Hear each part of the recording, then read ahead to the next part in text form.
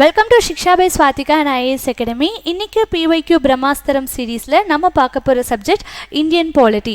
So Indian பாலிட்டியில் கடந்த ஆண்டுகளில் கேட்கப்பட்ட கேள்விகளை இந்த செஷனில் நம்ம பார்க்கலாம். To start with the first question, identify the incorrect statement on the right to information act.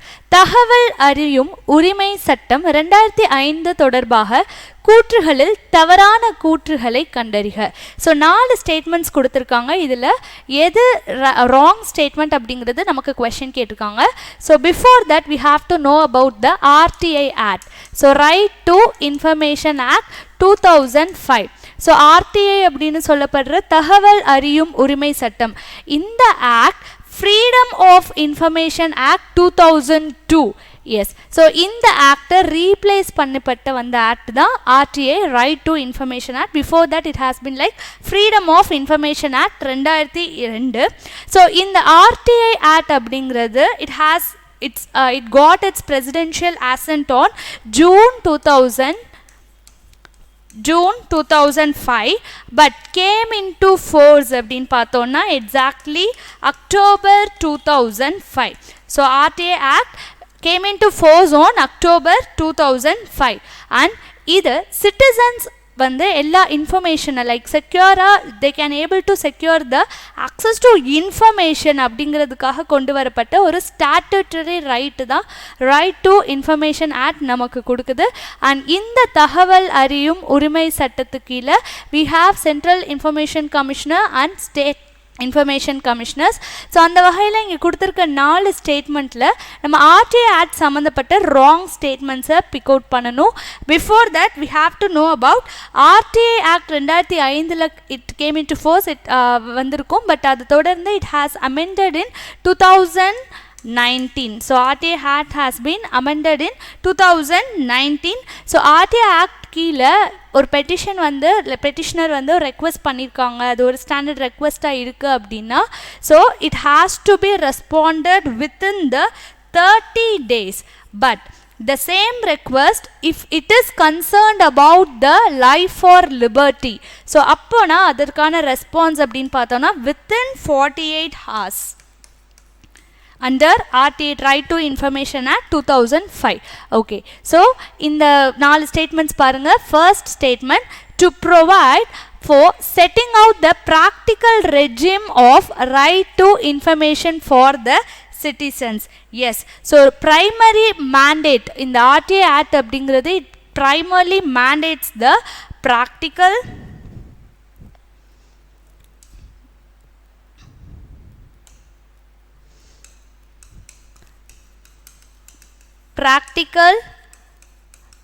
smooth and legally enforceable mechanism.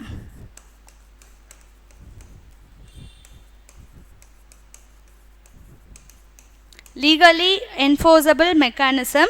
So ஒரு ஆர்டினரி சாதாரண குடிமகன் கூட இன்ஃபர்மேஷனை ஆக்சஸ் பண்ணுறதுக்கான அந்த ஒரு உரிமைகளை கொடுத்த இந்த act it smoothly it establishes the practical and smooth functioning of. So இது வந்து ப்ராக்டிக்கல் ரெஜிமை இன்ஷூர் பண்ணுது அப்படிங்கிறது நமக்கு சரியான ஸ்டேட்மெண்ட் தான். ஸோ நெக்ஸ்ட் ஸ்டேட்மெண்ட், ஸோ தமிழில் பாருங்கள், குடிமக்களுக்கு தகவல் அறியும் உரிமை சட்டத்தின் நடைமுறையில் இருக்கும் படியான ஒரு ஆட்சி முறையை அமைக்க வேண்டும். Yes, practical regime of the right to information for சிட்டிசன்ஸை அமைக்கிறதுக்கு எஸ்டாப்ளிஷ் பண்ணுறதுக்கான ஒரு ப்ரொவிஷன் இருக்குது. So next, the act applies to all state and all union territories. But originally நம்ம பார்த்தோம்னா நமக்கு எல்லா ஸ்டேட் அண்ட் யூனியன் டெரிட்டரிஸ் இல்லை. ஜம்மு அண்ட் காஷ்மீரில் they have their own. So Jammu and காஷ்மீரில் they have their own information act, right to information act. So JNK right to Jammu and Kashmir right to information act 2009. So அந்த ஸ்டேட்க்கு like அவங்களுக்குன்னு ஒரு right to information act இருந்தது. But later it has been included in central RTI Act. So first originally ஒரு ஸ்டாட்டுட்ரி wording அப்படின்னு பார்த்தோன்னா அது Jammu and Kashmir exclude பண்ணி மற்ற ஸ்டேட்ஸ் அண்ட் யூனிட்டிஸ் தான் இன்க்ளூட் பண்ணியிருக்கோம். So Jammu and Kashmir has its own right to information in 2009. So இந்த ஸ்டேட்மெண்ட் நமக்கு ஒரிஜினல் ஸ்டாட்டுட்ரி ரைட்டிங் படி பார்த்தோன்னா it is a wrong statement. Next, it is applicable to all the constitutional authorized. Yes, the citizens can access the information only under the control of the public authorities. So இதில் public authorities-னு அவங்க mention பண்ணுறது அப்படின்னு பார்த்தோன்னா எல்லா constitutional அத்தாரிட்டிஸ்க்கும் இந்த right to information act கீழே நம்ம இன்ஃபர்மேஷனை ஆக்சஸ் பண்ண முடியும். ஸோ இதில் வந்து கவர்மெண்ட், நான் government entities even financed by the government can also lies under these public authorities. So அந்த வகையில் கான்ஸ்டியூஷனல் அத்தாரிட்டிஸ் அப்படின்னு பார்த்தோன்னா if any authority or any body or any organization which is established under the constitution. So like supreme constitutional authorities அப்படின்னு பார்த்தோன்னா we have president, governor, judiciary, we have union public service commission, we have election commission. So இந்த மாதிரியான supreme constitutional அத்தாரிட்டிஸ்க்கு the RTA act is applicable. Yes, so this is the right statement. And private bodies are not covered within the act directly. So private bodies அப்படின்னு mention பண்ணுறது non governmental, அரசு சாராத அந்த ஒரு அமைப்புகளை நம்ம ப்ரைவேட் பாடிஸ் அப்படின்னு சொல்கிறோம். And cannot be director, it is not covered under the RTA Act. But if it comes under citizen வந்து அவங்கள டைரக்டா நம்ம வந்து அப்ரோச் பண்ண முடியாது. But we can legally access through the government authorities or the public authorities. So directly a citizen can't access information of the private entity. So அவங்களாம் நேரடியாக நம்ம access பண்ண முடியாது. But if it is backed, it can be legally accessed through government or public authorities. So அந்த வகையில் இந்த ஸ்டேட்மெண்ட்க்கும் நமக்கு சரியான statement. So according to this question wrong statement அப்படின்னு பார்த்தோன்னா we have option B, the act. இது அனைத்து மாநில மற்றும் யூனியன் பிரதேசங்களுக்கும் பொருந்தும், இப்போ பொருந்தும். But before the Jammu and காஷ்மீரில் we have separate RTA Act. So மற்ற ஸ்டேட்மெண்ட்ஸ் பாருங்கள், இந்த அனைத்து அரசியலமைப்பு நிறுவன ஆணைய உரிமை கொண்டோருக்கும் பொருந்தும். எஸ் பார்த்தோம், president even supreme constitutional authorities comes under the RTA. Next, தனியார் நிறுவனங்கள் இச்சட்டத்தின் கீழ் நேரடியாக வரும்படியாக செய்யப்படவில்லை. எஸ், ஸோ நேரடியாக நம்ம ஆக்சஸ் பண்ண முடியாது. Through government or public authorities we can able to access. So அந்த வகையில் இந்த கேள்விக்கான பதில் அப்படின்னு பார்த்தோன்னா option B. So next question, the Supreme Court has the power to review its own judgment and orders according to. So தமிழில் பாருங்கள், உச்சநீதிமன்றத்திற்கு தனது தீர்ப்புகளையும் உத்தரவுகளையும் மறு ஆய்வு செய்யும் அதிகாரம் உண்டு என கூறுவது. ஸோ அரசியலமைப்பில் எந்த விதிப்படி இந்த ஒரு ப்ரொவிஷன் இருக்குது அப்படிங்கிறது கேட்குறாங்க. ஸோ ஒவ்வொரு விதியாக நம்ம பார்க்கலாம். So before that group 1, group 2 போன்ற ப்ரிலிமினரி எக்ஸாம்ஸ், ஈவன் குரூப் 4 எல்லா எக்ஸாம்ஸ்லையும் நமக்கு with respect to preliminary fact check அப்படின்னு வரப்போ பாலிட்டி சப்ஜெக்டில் mainly we have to focus on the articles. So நிறைய questions article base பண்ணி தான் வந்திருக்கு. ஸோ அந்த வகையில் இந்த கொஸ்டின் பாருங்கள், article 137, 139, 141, 143. So 137.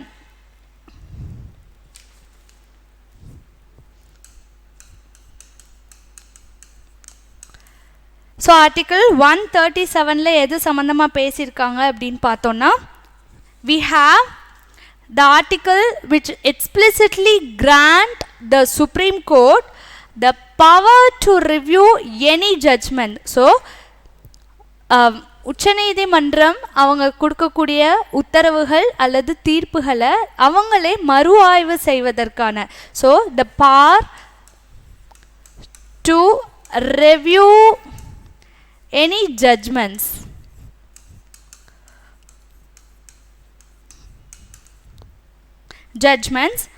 So supreme court அப்படிங்கிறது it's not like other ordinary court, it is a court of record. So அப்படிப்பட்ட அந்த court they can able to review any judgments. But இது வந்து அகெயின் ஒரு appeal, it's not an appeal in disguise.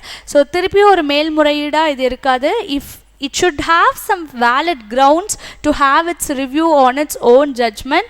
So அந்த valid groundsலாம் என்ன அப்படின்னு பார்த்தோன்னா, if any discovery of new evidences, so அந்த கேஸ் சம்மந்தப்பட்ட புதிய சாட்சிகள் மற்றும் ஆதாரங்கள் ஏதாவது கிடைத்தால் an apparent error வெளிப்படையாக ஏதாவது ஒரு எரர் இருக்குது அப்படின்னு நமக்கு தெரிய வந்தால், வெளிப்படையாக ஒரு பிழை இருக்குது அப்படின்னு தெரிய வந்தால், if anything violates the natural justice, so இயற்கை natural justice violation,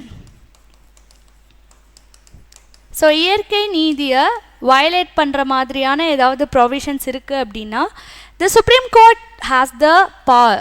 So this article, it explicitly grants the Supreme Court the power to review any judgments, and the judgments review பண்றதுக்கான valid grounds and valid reasons if they found any new evidences, if it has any apparent error, if it is violating the natural justice, they can able to review their own judgment. So உச்சநீதிமன்றம் அவர்களுடைய தீர்ப்புகள் மற்றும் உத்தரவுகளை மறு ஆய்வு செய்யலாம். But மறு ஆய்வு செய்வதுங்கிறது திருப்பி ஒரு மேல்முறையீடா இல்லாமல் அதற்கான ஒரு சரியான காரணங்கள் இருக்கணும் அப்படிங்கிறது தான் இந்த ஆர்டிகல் ப்ரொவிஷன்ஸில் நமக்கு சொல்கிறாங்க. Next, with respect to Article 139. So 139 is nothing but நமக்கு writ jurisdiction அப்படிங்கிற ஒரு விஷயம் இருக்குது. ஸோ Article 32 கீழே if it's like abridging the fundamental rights, so fundamental rights மட்டும் நமக்கு writ jurisdiction ப்ரொவைட் பண்ணுறாங்க இந்த Article 32. பட் இங்கே extending the writ jurisdiction, so extension of writs, நீதி பேராணைகளை வந்து ஆர்டிகிள் 32ல் அடிப்படை உரிமைகளுக்கு மட்டும்தான் அந்த ரிட் ஜூரிஸ்டிக்ஷன் இருக்கும். பட் இந்த ஆர்டிகிள் 139 கீழே the parliament can extend the writ powers for other purposes rather than other purposes than enforcement of the fundamental rights அப்படின்னு சொல்கிறோம். ஸோ பார்லிமெண்ட் வந்து இந்த ரிட்ஸை எக்ஸ்டெண்ட் பண்ணலாம். ஸோ இதற்கான ஆர்டிக்கிள் அப்படின்னு பார்த்தோன்னா 139. So next is article 141. It says that Supreme court அவங்களுடைய அந்த தீர்ப்பு அப்படிங்கிறது எல்லாருக்கும் யூனிஃபார்மாக எல்லாரும் கன்சிஸ்டண்ட்டாக ஃபாலோ பண்ணக்கூடியது. So it is binding on all court.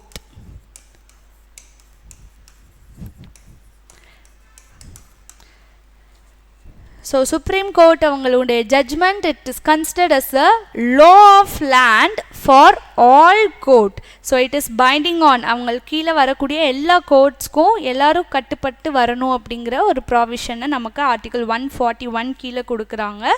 So it is binding on all court within the territory of India. So நம்ம டெரிட்டரி நம்ம எல்லைக்குள்ள every court must bind under the judgments of Supreme Court within the territory of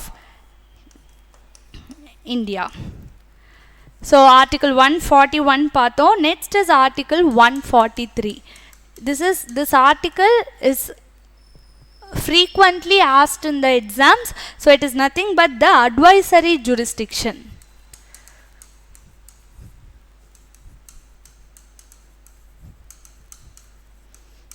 advisory jurisdiction. So president வந்து supreme கோர்ட்டை consult பண்ணலாம். So பிரசிடெண்ட்க்கு supreme court advice or something suggestions வந்து கொடுக்கலாம். So president of India can seek the opinion or advice of the Supreme Court on any question of law. So ஏதாவது opinion கேட்கலாம், advice கொடுக்கலாம். and advice given under this article. So Supreme Court இந்த article படி நமக்கு ஏதோ ஒரு advice கொடுக்குறாங்க, ஒரு ஒப்பீனியன் கொடுக்குறாங்க அப்படின்னா it is not binding on the president. not binding.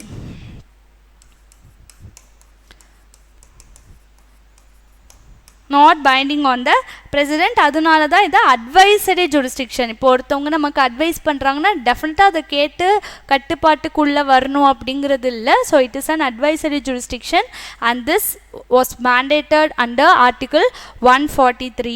So அந்த வகையில் நமக்கு கேட்கப்பட்ட கேள்வியில் உச்சநீதிமன்றத்திற்கு தனது தீர்ப்புகளையும் உத்தரவுகளையும் மறு ஆய்வு செய்யும் அதிகாரம் உண்டு என கூறுவது ஆர்டிகிள் 137. ஸோ பார்த்துருந்தோம். So article 137 it says that to review its own judgment.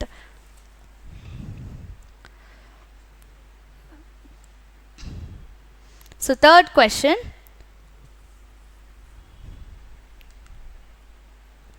choose the correct statements on Panchayat Raj. Panchayat Raj பற்றிய சரியான வாக்கியங்களை தேர்வு செய்க.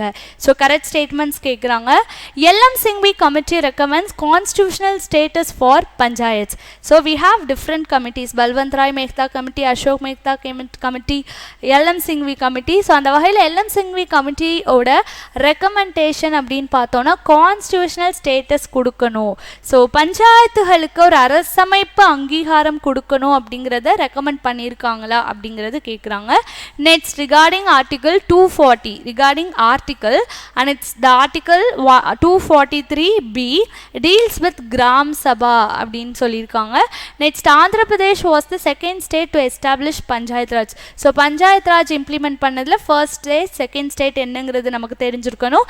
Next, Ashok Mehta committee recommends that every state should have a minister for Panchayat Raj. So இந்த எல்லா ரெக்கமெண்டேஷன்ஸும் இந்த committee தான் கொடுத்துருக்காங்களா அப்படிங்கிறத நம்ம செக் பண்ணுவோம்.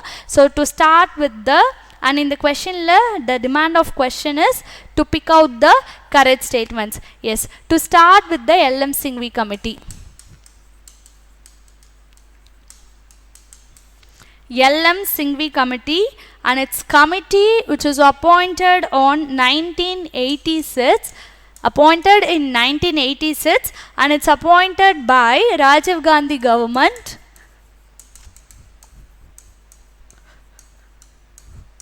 Rajiv Gandhi government, and in the committee panchayat ராஜ்களை வந்து புதுப்பிக்கணும் அப்படிங்கிறதுக்கான ஒரு கருத்து கட்டுரை, ஒரு கான்செப்ட் ஆஃப் எஸ்ஸே வந்து எழுதியிருப்பாங்க. So revitalisation of Panchayat Raj. So இந்த கமிட்டி தான் எழுதியிருப்பாங்க. It was propose by LM Singhvi committee. Yes, and also the most important mandate is they have proposed to have a constitutional status for the panchayat. So in the committee that it strongly recommended to have a to give a constitutional status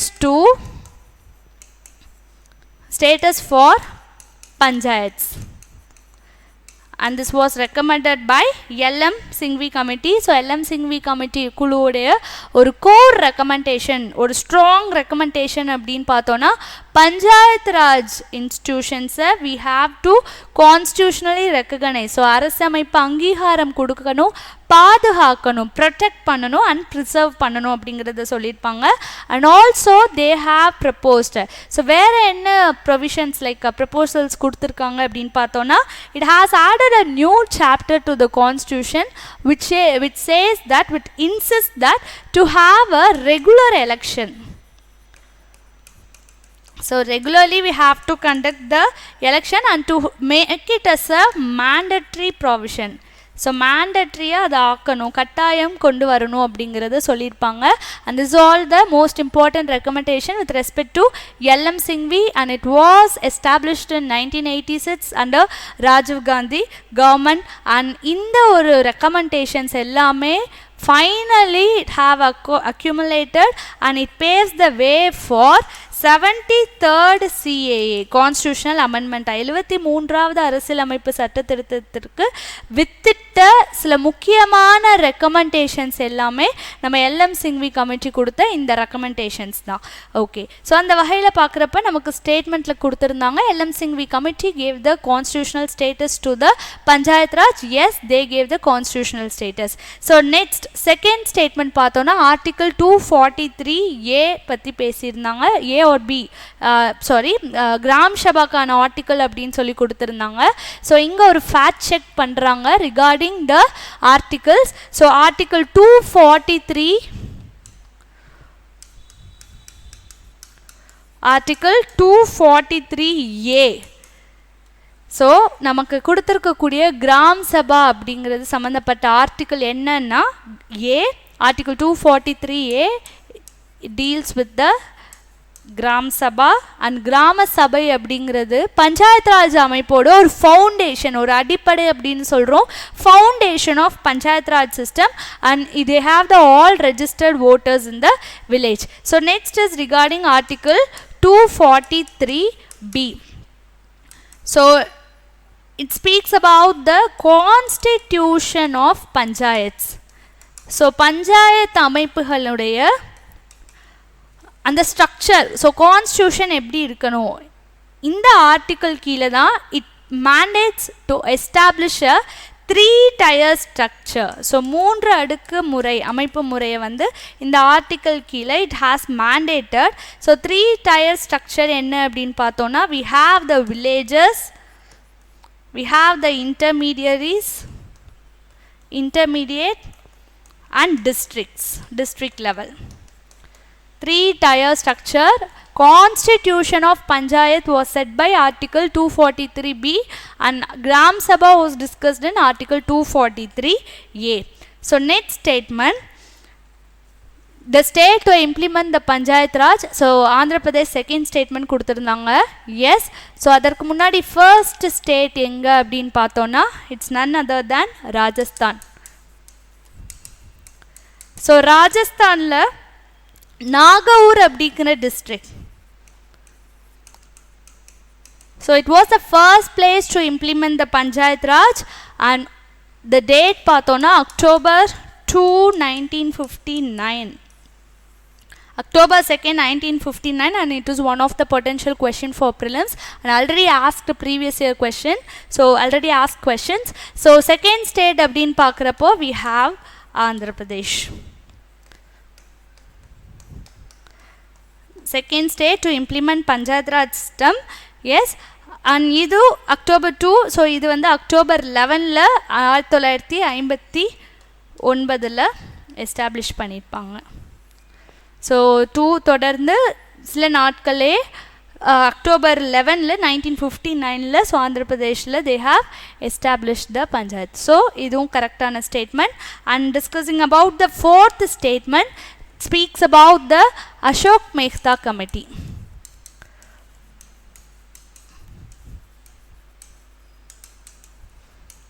Ashok Mehta Committee, and it is appointed by the Janata Party in 1977.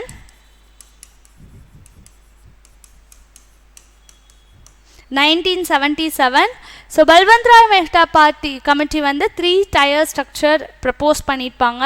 After that Ashok Mehta Committee they have recommended a 2-tier model. So இது எல்லாமே நமக்கு key points regarding these committees. and என்ன statement கொடுத்துருக்காங்க அப்படின்னா, Ashok Mehta committee தான் like minister for panchayat Raja. Like பாருங்கள் statement பாருங்கள். Ashok Mehta Committee recommends every state should have a minister for Panchayat Raj. Yes. So Ashok Mehta Committee, which was appointed in 1977, it says that we should have a minister for every state. So should be appointed in the State Council of Ministers. அப்படிங்கிறத propose பண்ணியிருப்பாங்க, recommend பண்ணியிருப்பாங்க.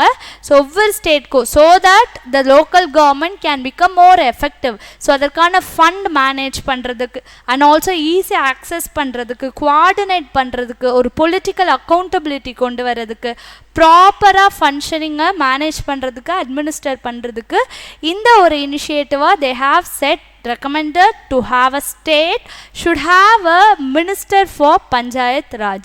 So இது Ashok Mehta committee தான் recommend பண்ணியிருப்பாங்க. So அந்த வகையில் இந்த கேள்விக்கான பதில் அப்படின்னு பார்த்தோன்னா 1, 3, 4 are the correct statement.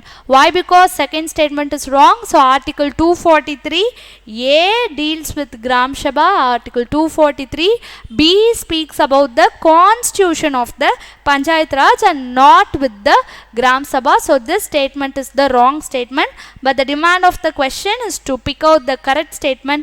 So the correct statements are 1, 3 and 4 and option C. 1, 3, 4.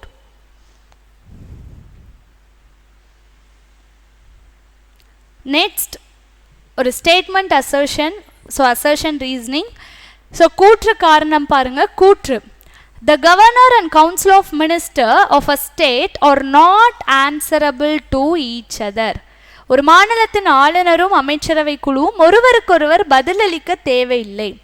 Next reason, because both are answerable to people அப்படிங்கிறது கொடுத்துருக்காங்க. ஏனெனில் இருவரும் மக்களுக்கு பதிலளிக்க பொறுப்புடை ஆவர். So concept of the question என்ன அப்படின்னு பார்த்தோன்னா, council of minister and governor ரெண்டு பேரும் அக்கௌண்டபிளாக லைக் ஒருத்தருக்கு ஒருத்தர் ஆன்சரபிளான்னு கேட்டிருக்காங்க. If not. ஸோ செகண்ட் ஸ்டேட்மெண்ட்டை காரணம் என்ன கொடுத்துருக்காங்கன்னா அக்கௌண்டபிள் இல்லைன்னு சொல்லிட்டு they are answerable to people அப்படிங்கிற ஒரு விஷயத்தை கொடுத்துருக்காங்க. We can decode this question.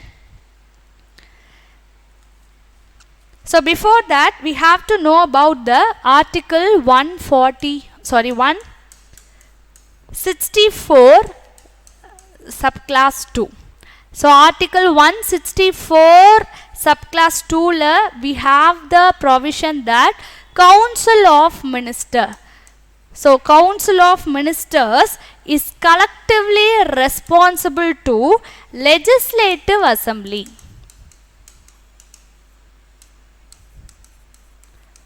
Collectively responsible to legislative assembly of the state. So COM, council of ministers, collectively responsible to legislative assembly and they are not accountable for the governor. And we also have another constitutional provision, article 167, which states that chief minister of the state. So chief minister oda duty enna appdin paathona state administration and also with the introduction of new legislative proposals. So idu sambandhapatta vishayangala then and there they have to make governor informed. So they have a duty to inform the governor regarding the state administration அப்படிங்கிற ஒரு விஷயம் இருக்கு under article 167. So CM chief minister constitutionally mandate to furnish the information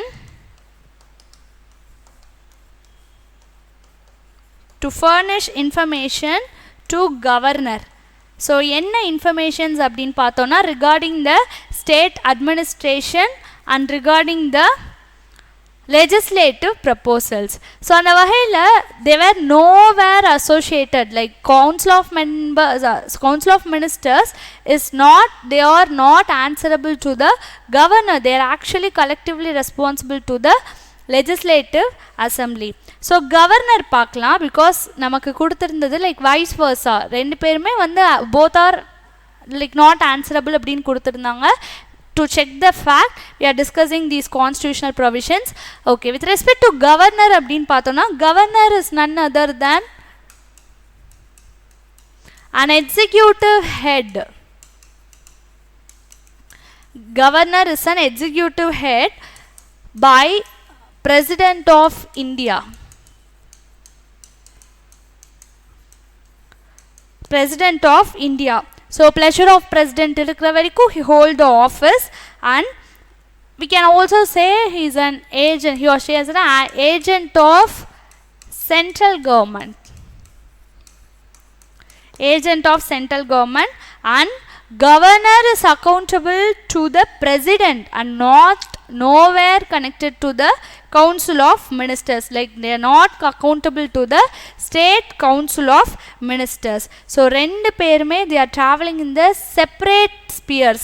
So rendu perume they were nowhere answerable to both, like CEO council of ministers is not answerable to governor, governor is not answerable to the council of ministers. So அந்த வகையில் பார்க்குறப்ப நமக்கு கொடுத்திருந்த கூற்று, so governor and the council of ministers of a state are not answerable to each other அப்படிங்கிறது கொடுத்துருக்காங்க. So இந்த statement is correct. So assertion is correct, assertion true.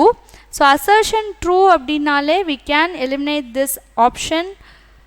மற்ற 3 ஆப்ஷன் நம்ம பார்க்கணும். ஸோ ரீசன் கரெக்டாக இல்லையாங்கிறத பார்க்கணும், அண்ட் தே ஆர் ப்ராப்பர்லி எக்ஸ்பிளைனிங்கா அப்படிங்கிறத செக் பண்ணணும். ஸோ செகண்ட் ஸ்டேட்மெண்ட் அப்படின்னு பார்த்தோன்னா they are responsible to the people, answerable to the people அப்படின்னு கொடுத்துருக்காங்க. To check the fact, so council of ministers, council of ministers அப்படின்னு சொல்றப்படுறவங்க they were not directly answerable to people, but they have an indirect connection. So indirectly they are answerable to the people. எப்படி அப்படின்னு பார்த்தோன்னா why? Because they are the elected representatives. So they are elected representatives, and இவங்க அவங்களுடைய பெரும்பான்மையை prove பண்ணனும். They must hold that majority, maintain the majority. So somehow they are indirectly answerable to the people.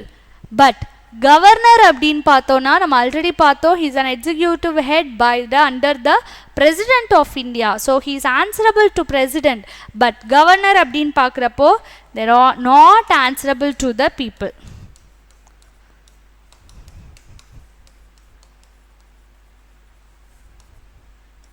They are not answerable to people. Why? Because அப்படின்னு பார்த்தோன்னா they do not face election. So அவங்க எலெக்ஷனில் நிற்க போகிறதில்ல, like பெரும்பான்மை prove பண்ணணுங்கிற அவசியம் இல்லை.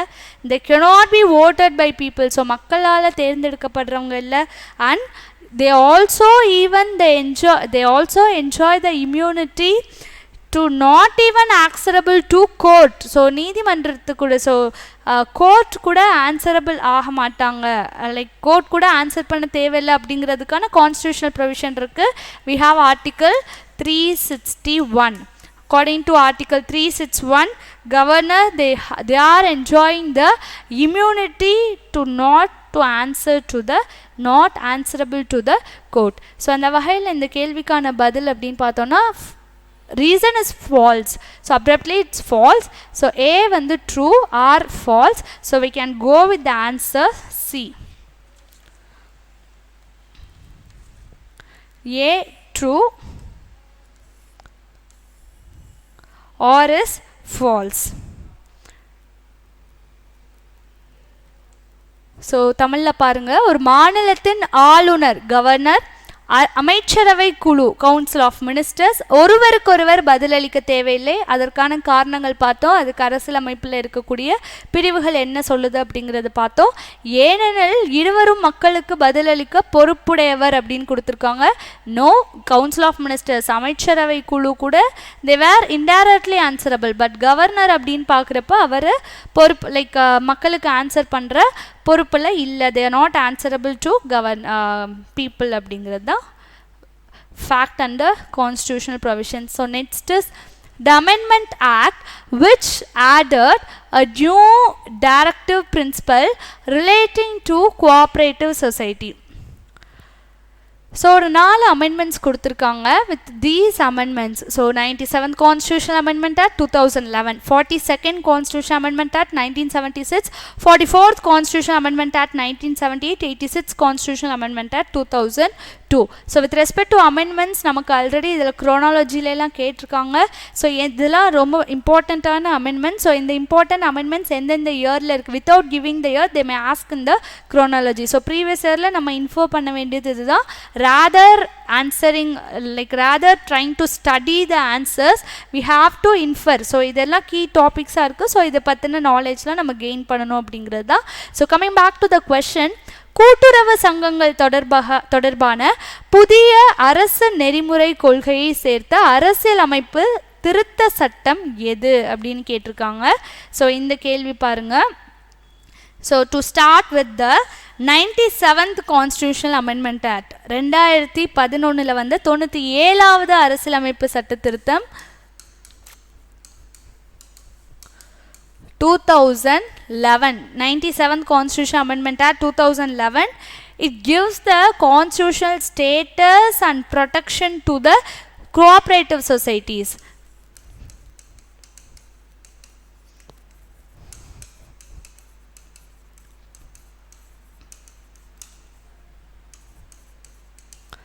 கோஆப்ரேட்டிவ் சொசைட்டிஸ் அண்ட் ஸோ கூட்டுறவு சங்கங்களுக்கு ஒரு அரசமைப்பு அங்கீகாரம் கொடுத்த ஒரு அரசியலமைப்பு சட்ட திருத்தம். அண்ட் இந்த சட்ட திருத்தத்தின்படி we have 3 major changes.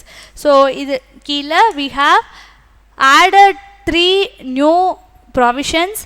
So ஒன்று with respect to DPSP, another thing with respect to FR fundamental right, another thing we have included an part. yes, so DPSP ல என்ன பண்ணிருக்கோம் அப்படினா we have an article 43B as said before, இந்த ஒரு amendment act கீழ தான் they have provided the constitutional status for the cooperative societies. So அந்த வகையில் பார்க்குறப்போ in DPSP they have added a new article.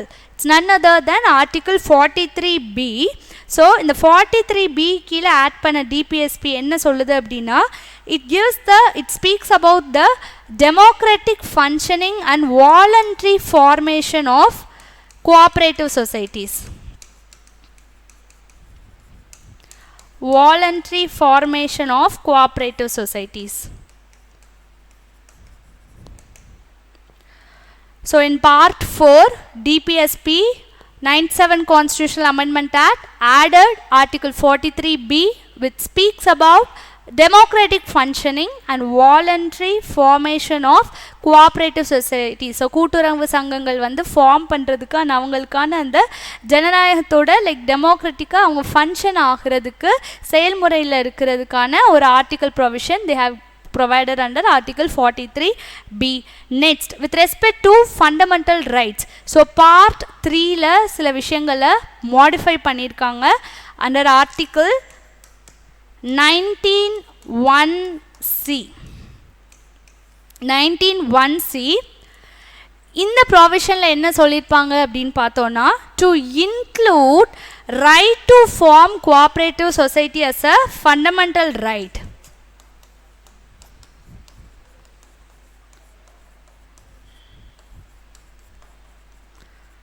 So கூட்டுறவு சங்கங்கள் ஃபார்ம் பண்ணுறதுக்கான அந்த ஒரு உரிமையை நம்ம அடிப்படை உரிமையாக கொண்டு வரணும் அப்படிங்கிற ஒரு விஷயத்தை ஆர்டிக்கல் 19(1)(c) ஆட் பண்ணி நமக்கு பார்ட் 3 ஃபண்டமெண்டல் ரைட்டில் ஆட் பண்ணது 97 constitutional amendment act 2011.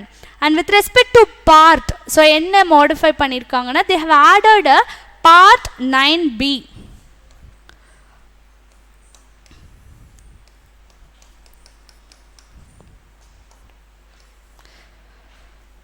Part 9B, it gives the title Cooperative Societies, and in the Part 9B kila we have new addition of articles from Article 243ZH to Article 243ZT. So in the articles regarding the cooperative societies have been included under part 9B. So இதெல்லாமே கூட்டுறவு சங்கங்கள் சம்பந்தப்பட்ட articles, article 243ZH to article 243ZT. So இது எல்லாமே நமக்கு 97 constitutional amendment act 2011 கொண்டு வந்தது. கூட்டுறவு சங்கங்கள் சம்பந்தப்பட்ட சட்ட திருத்தம் அப்படின்னு பார்த்தோன்னா 97வது சட்ட திருத்தம். So with respect to 42nd Constitutional Amendment Act 1976, so இதெல்லாம் நமக்கு ஆப்ஷனில் கொடுத்துருக்கக்கூடிய மற்ற சட்ட திருத்தங்கள். 42nd Constitutional Amendment Act we can say it as mini constitution because அரசியலமைப்பில் நிறைய சட்ட திருத்தங்களை ஆட் பண்ணியிருக்கு, லைக் மாடிஃபை பண்ணியிருப்பாங்க. நிறைய ஆர்டிகல்ஸ் அண்ட் ப்ரொவிஷன்ஸை they have modified and added. So அந்த வகையில் 42nd கான்ஸ்டியூஷனல் அமெண்ட்மெண்ட் ஆக்டில் ஆட் பண்ண சில முக்கியமான ப்ரொவிஷன்ஸ் பார்க்கலாம். Article 39A which speaks about equal justice and free legal aid. Article 43A, it speaks about participation of workers in management of industries. And Article 48A, it speaks about the protection of environment, forest and wildlife. And regarding Article 39 particularly we can speak about the subclass F.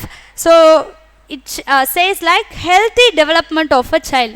So 42வது அரசியலமைப்பு சட்ட திருத்தம் ஒரு mini constitution அப்படின்னு சொல்கிற சில முக்கியமான provisions என்ன அப்படின்னு பார்த்தோன்னா 39A free legal eight provide பண்ணுறது, 43A 48A அண்ட் 39F இதெல்லாம் நமக்கு 42nd. And nowhere it speaks about like டேரக்டாக லைக் கோஆப்ரேட்டிவ் சொசைட்டிஸ்க்கான கான்ஸ்டியூஷனல் ஸ்டேட்டஸ் பற்றி பேசினது 97th தான். 42nd அந்த மாதிரியான எந்த ப்ரொவிஷன் சொல்ல. Next regarding the third amendment 44th Constitutional Amendment Act 1978. So this this Amendment Act added the Article 38. So 38 oda ஒரு keyword அப்படினு பார்த்தோம்னா to minimize the inequality.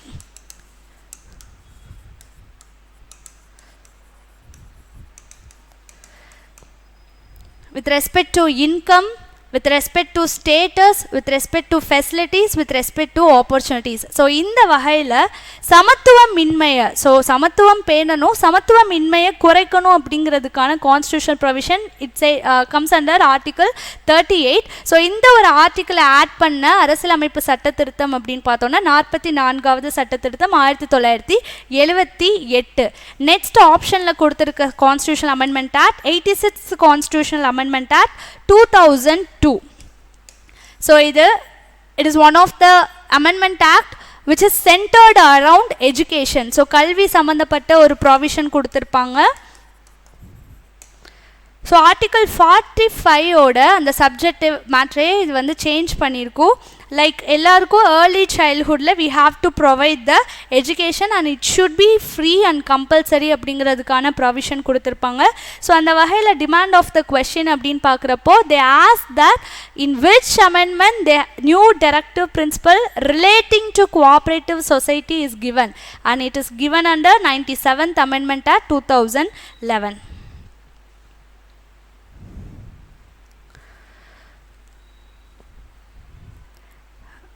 Yes, this is the most important previous year questions which are asked in Indian polity.